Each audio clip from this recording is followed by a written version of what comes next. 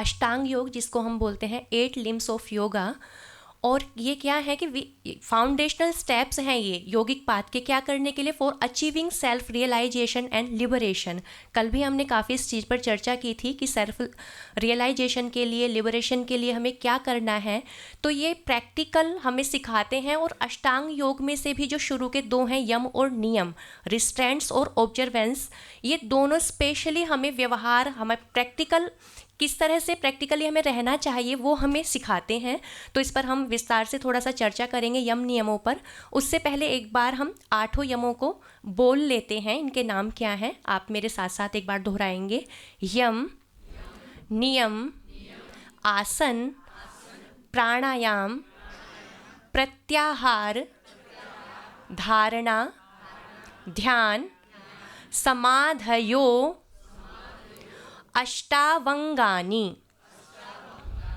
तो शुरू में ध्यान तक जो आपने 7 नाम बोले हैं वो वैसे ही हैं। फिर यहाँ संस्कृत के अकॉर्डिंग थोड़ा सा आपको यहाँ चेंज दिख रहा होगा, तो इसका मतलब है समाधि। समाधयो जो आपको दिखाई दे रहा है, यहाँ जो रूट वर्ड है वो समाधि है। और आगे कहा अष्टावंगानी, अष्टौ अंगानी, मतलब ये 8 लिम्स हैं ऑफ योगा, योग के। ठीक है, तो अब हम इन पे एक एक को देखेंगे आगे। तो पहला इनमें से आता है यम, जिसको क्या बोलते हैं, रिस्ट्रेंट्स। संस्कृत में जो यम शब्द है वो किससे बना है, एक रूट वर्ड है वहाँ पर, यमु उपरमे। तो उपरम का मतलब भी वही होता है, बांध लेना।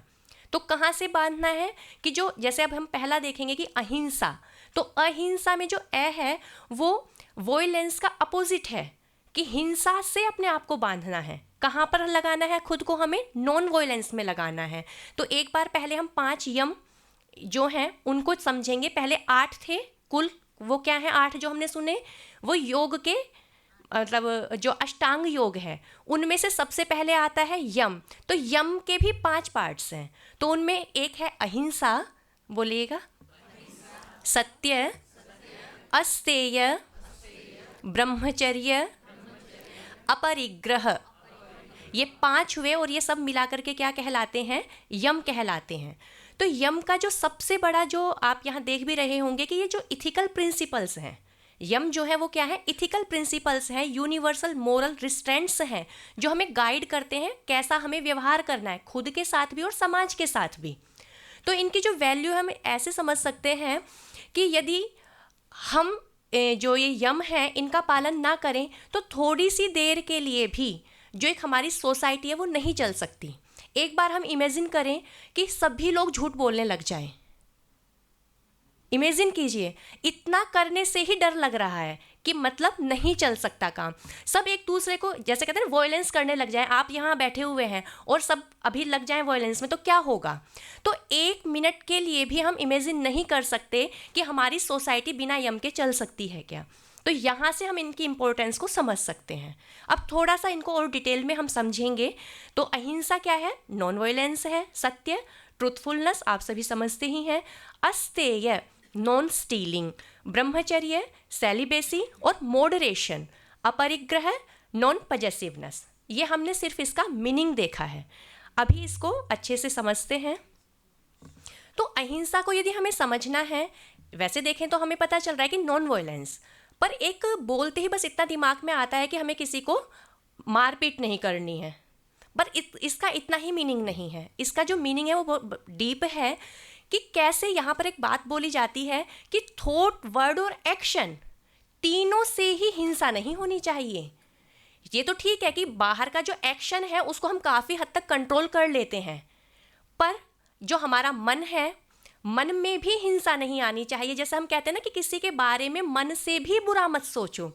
आप क्या चाह रहे हैं, ऊपर से तो आशीर्वाद दे रहे हैं, हाँ अच्छा काम चले आपका, और मन में क्या चल रहा है, बात बन ना जाए, इसकी जॉब लग ना जाए, सैलरी कैसे बढ़ गई इसकी। तो ऊपर से तो बड़ा खुश हो रहे हैं हम, और अंदर क्या चल रहा है, अंदर से परेशान है, तो वो भी वॉयलेंस है। तो उससे भी हमें बचना है। और शब्दों से भी कई बार क्या होता है कि ठीक है हमारा एक्शन ऐसा नहीं है, हमने किसी को पीटा नहीं है, उस तरह से परेशान नहीं किया, पर हम अपने शब्दों से, अपने वर्ड से दूसरे को हर्ट कर रहे हैं, तो वो भी क्या है, वॉयलेंस है। तो इन सब से ही, चाहे हमारे थॉट्स में है, वर्ड्स में है, चाहे एक्शन में है, हमें हर तरह से जो वॉयलेंस है उससे हमें बचना है। तो ये तो हुआ कि अहिंसा क्या होती है। अब अहिंसा का ठीक है हम पालन तो करेंगे, उसको फॉलो करेंगे, पर उससे मिलेगा क्या, तो वो भी साथ में बता दिया। क्योंकि हमारा सबसे पहले ध्यान कहाँ होता है, रिजल्ट्स पे होता है। क्यों करूं, सबसे पहले क्यों आता है ना, वाई। तो उसका ही इसलिए बोला कि अहिंसा प्रतिष्ठायाम तत्सन्निधौ वैर त्यागः। इसको भी एक बार दोहराएंगे, अहिंसा प्रतिष्ठायाम तत्सन्निधौ वैर त्यागः। तो आप यहाँ मीनिंग देख भी रहे हैं, अहिंसा को हमने समझ ही लिया है। प्रतिष्ठा का मतलब है कि जब वो अच्छे से स्टैब्लिश हो जाती है, फॉर्मली जब वो स्टैब्लिश हो जाती है उसको बोलते हैं प्रतिष्ठा। उसके बाद है तत्सन्निधौ, सन्निधि कहते हैं किसी का पास में आना, इन दियर प्रेजेंस। जो व्यक्ति अहिंसा का पालन कर रहा है उसकी प्रेजेंस में आने पर क्या होगा, वैर त्यागः, अबेंडनमेंट ऑफ हॉस्टिलिटी और वायलेंस। ठीक है, तो देखो कितना बड़ा ये परिणाम है। आपने कभी खुद ये फील की होगी चीज़ कि जो भी आपको यदि कभी ऐसा मौका मिला हो कि जो बहुत एक उच्च कोटि के हायर लेवल के जो योगी होते हैं, साधु होते हैं, स्वामी जी को ही ले लीजिए, या ऐसे और किसी को भी आपने यदि देखा हो, किसी गुरु को देखा हो और आप उनके पास गए हैं, तो आपको कैसा एकदम फील नहीं होता कि अंदर से आप बहुत परेशान थे और एकदम से मतलब बेचैन से थे, और वहाँ जाते आप एकदम काम हो जाते हैं, एकदम शांति मिलती है। तो ये तो हम एकदम देखते हैं, हमने अनुभव भी किया है। और यदि खुद का हमारा एक्सपीरियंस ऐसा नहीं भी हो तो हमने पहले की बहुत सारी घटनाएं सुन रखी हैं। और आपको पता होगा कि जो हमारे सेजेस थे, जो हमारे एंशंट ऋषि मुनि जो भी थे, वो कहाँ रहते थे, जंगलों में, गुफाओं में। और वहाँ तो आपको पता है कि कितने ज़्यादा वहाँ पे पशु एनिमल्स रहते हैं, और वो भी सारे किस तरह के होते हैं। ठीक है, पर वो उनको हानि नहीं पहुँचाते थे। और ये तक भी देखा है कि शेर, चीता, टाइगर वगैरह भी वो बिल्कुल उनके पास आकर के बैठे हैं और तब भी कुछ नहीं हो रहा है। तो इसीलिए बोला इन देयर प्रेजेंस, उनकी यदि प्रेजेंस भी है तो वहाँ पर भी मतलब व्यक्ति अंदर से हिंसा नहीं कर पाता। व्यक्ति को तो छोड़िए, पशु जो एनिमल्स हैं वो भी शांत हो जाते हैं। तो इतना बड़ा व्यक्ति के जीवन में उसका जो ओरा है इतना वो मतलब स्ट्रोंग हो जाता है। ठीक है, तो इसी को कहा when a person is firmly rooted in the practice of non violence, their very presence creates an atmosphere of peace and harmony. Such a person's aura is so powerful that others around them instinctively give up feelings of hostility, aggression और violence. तो मुझे लगता है कि आपको अहिंसा समझ में आ गई होगी। तो आगे बढ़ते हैं। सेकंड इज सत्य। सत्य क्या है, किसका पार्ट है सत्य, हम किसको पढ़ रहे हैं अभी? हाँ, बहुत अच्छा। पहला जो हमारा अष्टांग में से 8 लिम्स जो हैं, 8 लिम्स ऑफ योगा, उनमें से हम यम को पढ़ रहे हैं, और उन यम में से भी हमने अभी अहिंसा को देखा।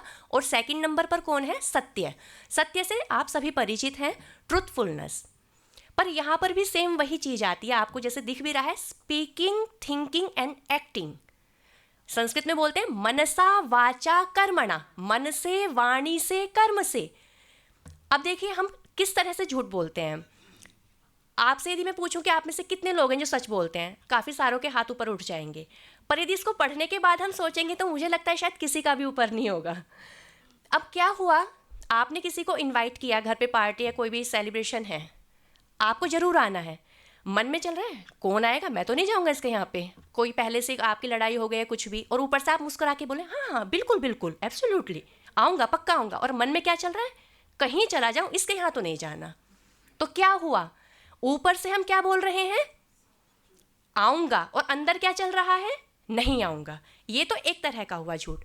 एक दूसरा झूठ क्या होता है कि हमें पता है कि हमें सच बोलना चाहिए, ठीक है, और हम मन से, मुंह से बोल रहे हैं, वाणी से बोल रहे हैं कि मुझे सत्य बोलना है, या हमने कोई प्रतिज्ञा की, ठीक है, और उसके बाद हम उसको पूरा नहीं करते क्योंकि हम वचन से तो उसको बोल चुके हैं ना कि मुझे सत्य बोलना है, और फिर भी हम सत्य नहीं बोल रहे, तो वो भी क्या है, असत्य है। तो इसका मतलब फिर हमारा वो जो यम का पालन है वो नहीं हुआ। तो इस तरह से कहा ना, अलाइनमेंट होना चाहिए। जो मन से हम सोच रहे हैं, जो वाणी से हम बोल रहे हैं, और जो हम एक्शन कर रहे हैं, इन तीनों में अलाइनमेंट, जो हम सोच रहे हैं वही हम बोलें, जो बोल रहे हैं वही हम करें, या इसको हम रिवर्स भी कर सकते हैं। ठीक है, तो इसका हम आगे, इसका जो फल है, यदि हम कोई सत्य का पालन करता है तो उससे क्या मिलता है? तो सत्य प्रतिष्ठायाम क्रिया फलाश्रयत्वम। एक बार इसको बोलेंगे, सत्य प्रतिष्ठायाम क्रिया फलाश्रयत्वम। बहुत अच्छा। तो सत्य को हमने अभी समझा, प्रतिष्ठा भी पिछले में हमने देखी थी कि फॉर्मली उसका एस्टेब्लिशमेंट जब हो जाता है, ठीक है। तो क्या होता है क्रियाफल? क्रियाफल मतलब क्रिया होता है एक्शन, उसका फल मतलब रिजल्ट, तो रिजल्ट ऑफ एक्शन। जब फिर बोला इन्होंने कि आश्रयत्वम, dependence, the idea that something is guaranteed और एश्योर्ड टू हैपन। इससे आप समझ गए होंगे कि कहने का मतलब यह है कि यदि वो व्यक्ति बोल देता है कि ऐसा होगा तो वो होगा, गारंटी है। मतलब वाणी उसकी इतनी ज़्यादा इफेक्टिव हो जाती है कि यदि उसने बोल दिया।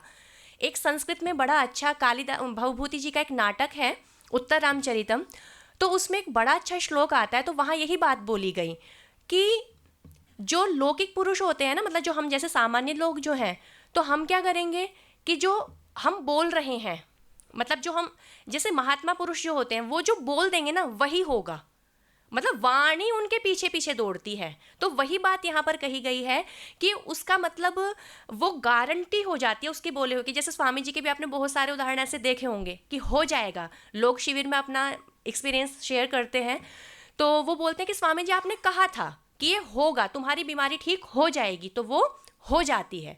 और पहले की भी बहुत सारी घटनाएं, जैसे कहते नहीं कि हम सीरियल्स वगैरह में देखते हैं रामायण महाभारत में कि उन्होंने श्राप दे दिया, तो श्राप देने का मतलब वही है कि उन लोगों के पास इतनी सिद्धि थी कि वो ऐसा नहीं कि उनका दुरुपयोग करें, फिर उन्हें पता है कि यदि अगले व्यक्ति का जो आचरण है वो वैसा ही है तो बोलता भी वो उसी के अकॉर्डिंग है।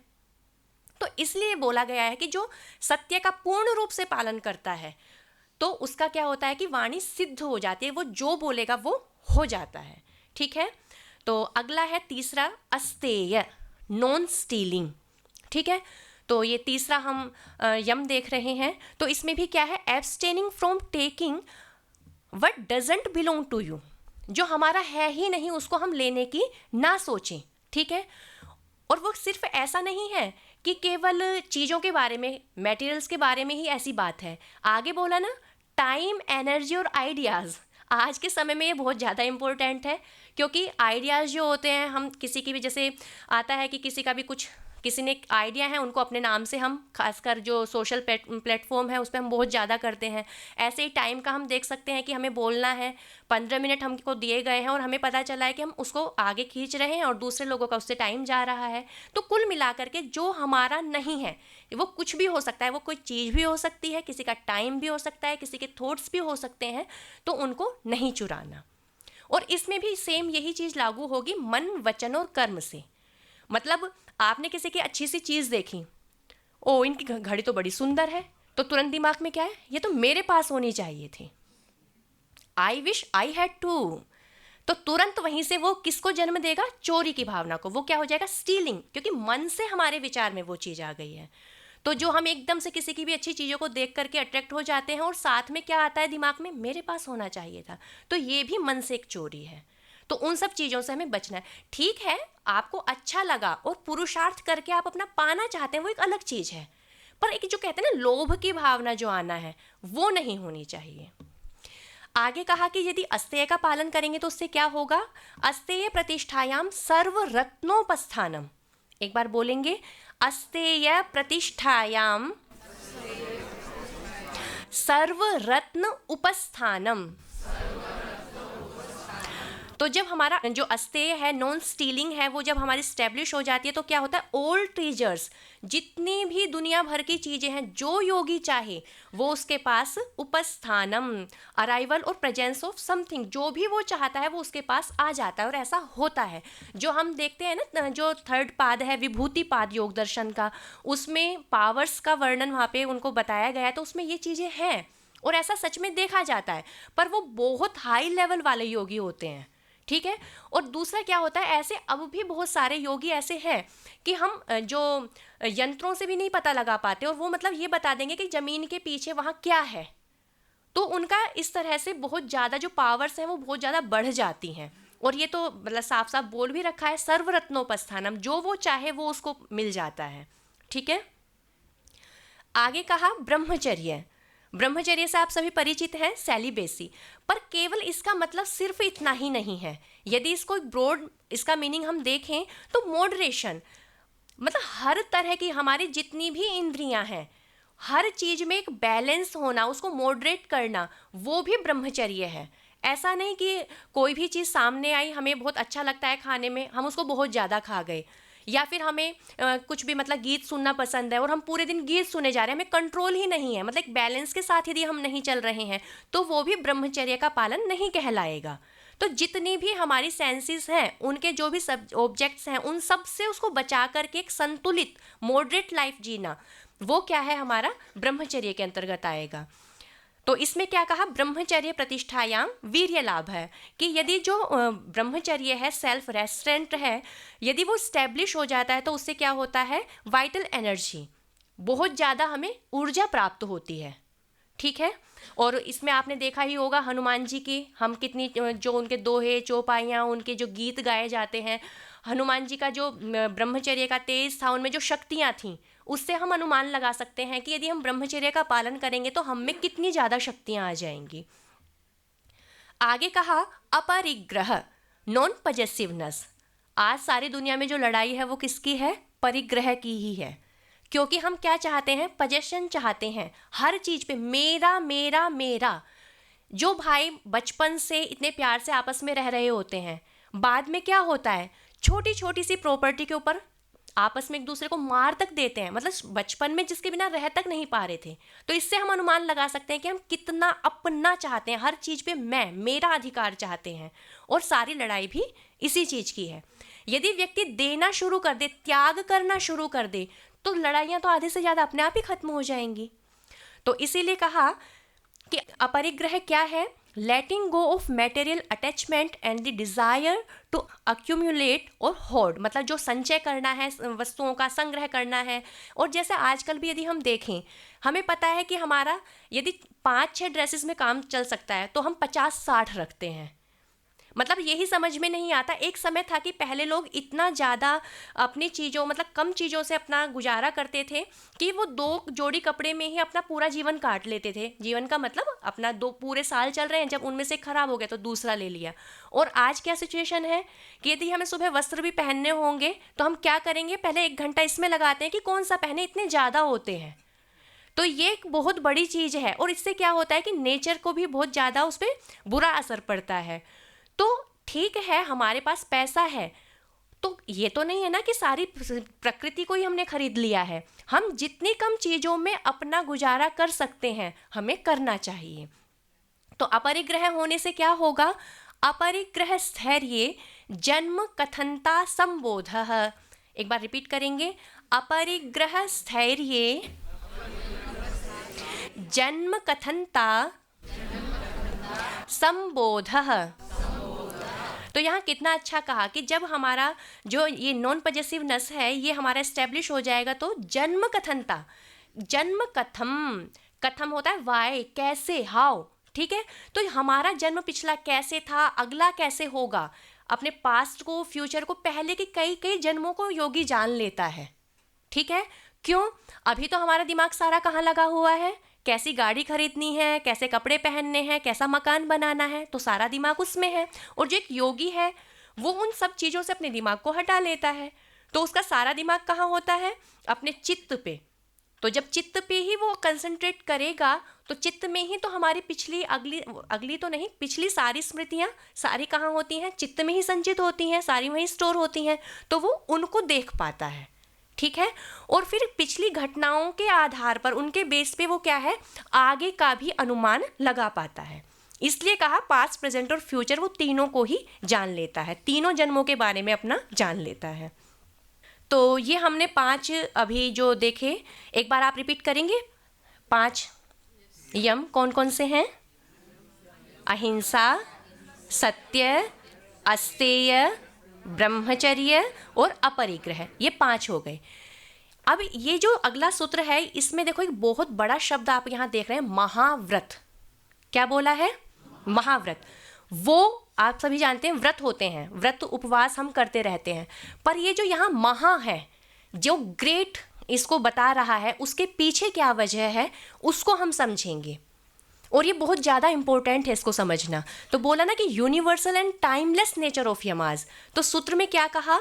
जाति देश काल समय अनवच्छिन्न सार्वभौमा महाव्रतम। एक बार आप भी रिपीट करेंगे, जाति देश काल समय अनवच्छिन्न सार्वभौम महाव्रत। ये मैंने पूरा संस्कृत के अकॉर्डिंग नहीं बुलवाया है, शब्दों के सिर्फ आपको मीनिंग पता चले उसके अनुसार ही बुलवाया है। तो इसको हम थोड़ा सा समझेंगे। देखिए, आप भी देखते हैं कि कोई भी चीज़ हम करने की सोचते हैं तो पहले रिस्ट्रिक्शंस पहले लगाते हैं। मैं बाकी सब समय में तो कर लूँगी, तब नहीं करूँगी, ऐसा शुरुआत में ही हो जाता है। तो उसी बात के लिए पहले, क्योंकि पता था कि जो हमारा ह्यूमन नेचर है ना, वो सबसे पहले बचने की ही कोशिश करता है, तो उसी को यहाँ कहा कि जाति। जाति ठीक है, तो हमने अपने जो मनुष्य समुदाय है, अपना ह्यूमन बींग्स हैं, उनमें एक जातियाँ बना ली। एक जाति का मतलब हमारा जैसे एक मनुष्य जाति हो गई, एक पशु जाति हो गई, पक्षी जाति हो गई, जैसे गाय घोड़े वगैरह जो भी हैं, तो उस जाति को भी हम यहाँ ले सकते हैं। ठीक है, तो जाति से वो अनवच्छिन्न, अनवच्छिन्न का मतलब होता है अनब्रोकन, उसको वहाँ ब्रोक नहीं करना है, तोड़ना नहीं है, ब्रेक नहीं करना है उसको। ठीक है, तो किस किस से ब्रेक नहीं करना है? जाति से। तो जाति से कैसे? इसको हम यदि समझें कि आपने सोचा कि मैं आज से क्या करूँगा, प्योर वेजिटेरियन हो जाऊँगा, मैं अब जो है मांस नहीं खाऊँगा, पर आपने साथ में क्या बोला? फिश खाऊँगा, सिर्फ फिश को छोड़ देता हूँ, तो वो क्या हो गया? जाति से वो ब्रेक हो गया, पर वो क्या होना चाहिए? वो अनब्रोकन होना चाहिए। इसलिए बोला कि जाति से उसको तोड़ना नहीं है कि भाई हम तो सिर्फ मछली तो खा लेंगे, बाकी और नहीं खाएंगे, चलो और हम क्या हो गए, अब से पूरे वेजिटेरियन हो गए, तो ऐसा नहीं है। ठीक है, देश के हिसाब से, देश में जैसे हम समझ सकते हैं कि हम जी हरिद्वार में आए हैं, तो हरिद्वार में मैं झूठ नहीं बोलूँगा, बाकी हर जगह झूठ बोल लूँगा। तो ऐसे देश से जो भी कही कि जी मंदिर में, कहते ना मंदिर में आकर के भी झूठ बोल रहा है, चलो मंदिर में तो झूठ नहीं बोलता, तो हमने उसको एक जगह से बांध दिया है। ऐसे ही काल में हम कहें कि आज तो पूर्णिमा है, या जैसे आप अलग अलग दिन में कोई शिव जी को मानते हैं कि आज सोमवार है, आज मैं ऐसा नहीं करूँगा, आज तो मंगलवार है, हनुमान जी का दिन है, मैं प्याज नहीं खाऊँगा। तो हमने उसको क्या किया? एक काल से बांध दिया। समय को ले, टाइम, जैसे कि एक युद्ध की स्थिति चल रही है कि मैं युद्ध में बस हिंसा करूँगा, बाकी और जगह नहीं करूँगा। ठीक है, तो इस तरह से जो हम अपने रूल्स बना लेते हैं, तो वो नहीं होने चाहिए। यदि ऐसी हम स्थिति बना रहे, वो भी एक अच्छी स्थिति है, हमेशा गलत करने से तो अच्छा है कि यदि व्यक्ति ये सोचे कि यदि मैं मंदिर में जाऊंगा तो कम से कम वहाँ तो झूठ नहीं बोलूँगा, तो जो हर जगह झूठ बोल रहे हैं उनसे तो वो अच्छा ही है, और उतनी देर के लिए वो उसका व्रत का पालन भी कर रहा है, तो उसको व्रत तो कहेंगे, पर वो महाव्रत नहीं है। ये महाव्रत कब कहलाएंगे? जब हम किसी भी सिचुएशन में इनको ब्रेक नहीं करते हैं, इनको हमेशा ही जब हम फॉलो करेंगे तो ये महाव्रत कहलाएंगे। तो समझ में आ गया आपको? ठीक है, तो इसीलिए ये जितने भी हमारे यम हैं, इनको हमें क्या करना है? हमेशा ही इनका पालन करने का पूरा प्रयास करना है। ठीक है, आगे जो है नियम हमारे शुरू होते हैं यहाँ से। तो ऑब्जर्वेंसेस, तो जैसे यम 5 थे, वैसे ही जो हमारे नियम हैं वो भी 5 हैं। ठीक है, तो ये कौन कौन से आप एक बार मेरे पीछे बोलिएगा। शौच, संतोष, तपः, स्वाध्याय, ईश्वर प्रणिधानानि, नियमः। ऐसे ही यहाँ पर ईश्वर प्रणिधान शब्द है, वो संस्कृत के रूल के अकॉर्डिंग प्रणिधानानि ऐसा है। बाकी यदि जो उसकी नाउन जो है वो क्या है? ईश्वर प्रणिधान। क्या है? ईश्वर प्रणिधान। हाँ, बहुत अच्छा। तो अब क्या है कि जो हमने उनको देखा था यम को, वो क्या थे? एक तरह से सोसाइटी में हमें कैसे व्यवहार करना है, दूसरे लोगों के साथ कैसे करना है, एक तरह से इथिकल प्रिंसिपल्स थे वो। जो नियम है वो सोसाइटी के लिए भी होते हैं, पर उससे ज़्यादा वो हमारे अपने लिए होते हैं, पर्सनल डिसिप्लिन के लिए होते हैं। ठीक है, तो इसको भी हम थोड़ा सा समझेंगे। शौच क्या है? प्योरिटी। संतोष कंटेंटमेंट। तपस क्या है? डिसिप्लिन या ऑस्टेरिटी। स्वाध्याय सेल्फ स्टडी या फिर जो स्टडी ऑफ स्क्रिप्चर्स। और ईश्वर प्रणिधान सरेंडर टू गॉड। तो इसको भी हम थोड़ा सा डिटेल में समझेंगे। तो जो प्योरिटी है, शुद्धता है, शौच है, वो क्या है, दो तरह से होती है, एक बाहर की, एक अंदर की, एक्सटर्नल और इंटरनल। ठीक है, तो जैसे आप सभी को पता है, आप डेली मतलब यू टेक बाथ, आप कपड़े धुलते हैं और भी जो भी चीज़ें हैं उनको साफ़ सुथरा रखते हैं, तो ये सब बाहर की शुद्धि हुई।